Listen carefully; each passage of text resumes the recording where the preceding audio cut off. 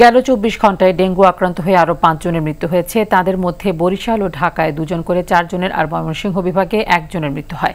এ সময় দেশে ১১৯৪ জন ডেঙ্গু আক্রান্ত হয়ে হাসপাতালে ভর্তি হয়েছেন। স্বাস্থ্য অধিদপ্তরের বিজ্ঞপ্তিতে এই তথ্য জানানো হয়। হাসপাতালে ভর্তি রোগীর মধ্যে বরিশাল বিভাগে ৯০ জন, চট্টগ্রামে ১৪৫ জন, ঢাকা ২ সিটিতে ৪২৭ জন সহ অন্যান্য জেলায় আরও প্রায় ৪০০ রোগী ভর্তি হয়েছেন। চলতি বছরের ১১ নভেম্বর পর্যন্ত মোট ডেঙ্গু আক্রান্ত হয়েছে ৭৩,৫৭৮ জন।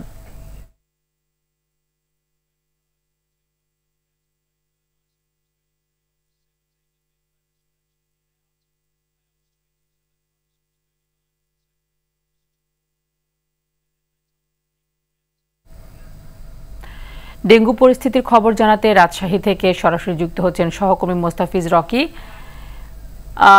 রকি, নিশ্চয়ই শুনতে পাচ্ছেন আমাকে। আমরা জানি যে শীত আসি করলেও এখন পর্যন্ত ডেঙ্গুর প্রকোপ পুরো বাংলাদেশে যে হারে কমার কথা ছিল সেরকমটি কমেনি। রাজশাহীতে ডেঙ্গুর প্রকোপ কমাতে আসলে যে প্রশাসন রয়েছে বা সংশ্লিষ্ট কর্তৃপক্ষ তারা কি ধরনের উদ্যোগ নিয়েছেন এবং সেখানে রোগীর আক্রান্তের সংখ্যা কেমন? তানি, দেশের অন্যান্য হাসপাতালের মধ্যে থেকে কিন্তু আমরা দেখেছি যে রাজশাহী মেডিকেল কলেজ হাসপাতালে কিন্তু ডেঙ্গু আক্রান্ত রোগীর হারের যে চিকিৎসা সেবা সেটি কিন্তু অনেকটাই এগিয়ে, এবং গত কয়েকদিনের তুলনায় কিন্তু রাজশাহীতে ডেঙ্গুর যে প্রকোপ সেটাও কিন্তু আসলে কমে এসেছে।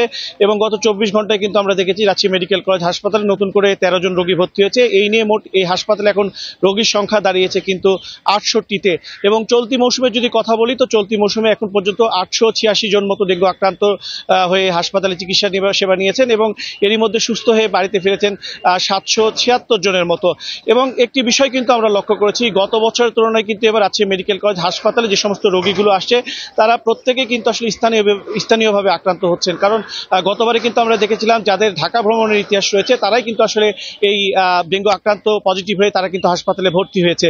তবে আমরা কীটতত্ত্ববিদদের সাথে কথা বলেছি যে কেন আসলে স্থানীয়ভাবে আক্রান্ত হচ্ছে। তবে তারা বলছেন যে আপনি জানেন যে এবার কিন্তু আসলে আগস্ট এবং জুলাই এবং আগস্টের দিকে কিন্তু আসলে অতিবৃষ্টি হয়েছে। এর ফলে অক্টোবরে কিন্তু আমরা দেখেছি যে ডেঙ্গুর যে প্রকোপ সেটি কিন্তু অনেকটাই বেড়েছে। এবং আমরা কিন্তু দেখেছি যে কীটতত্ত্ববিদ যারা রয়েছেন তারা কিন্তু আসলে আমাদেরকে বলেছিলেন যে ডেঙ্গুর যে প্রকোপের সংখ্যা সেটি কিন্তু অক্টোবরের দিকে কিন্তু বাড়বে। তবে কিন্তু আমরা সেটি দেখেছি এবং নভেম্বরের প্রথমের দিকে কিন্তু আমরা বাড়তি দেখেছি। তবে আস্তে আস্তে কিন্তু আমরা দেখেছি যে ডেঙ্গু আক্রান্ত রোগীর সংখ্যা এখন কিন্তু আসলে কমে এসেছে।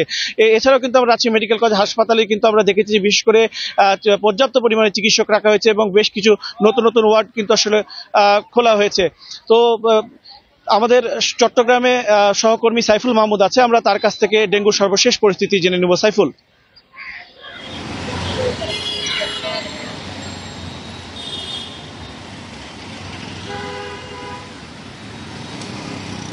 আসলে রকি, আপনাকে ধন্যবাদ।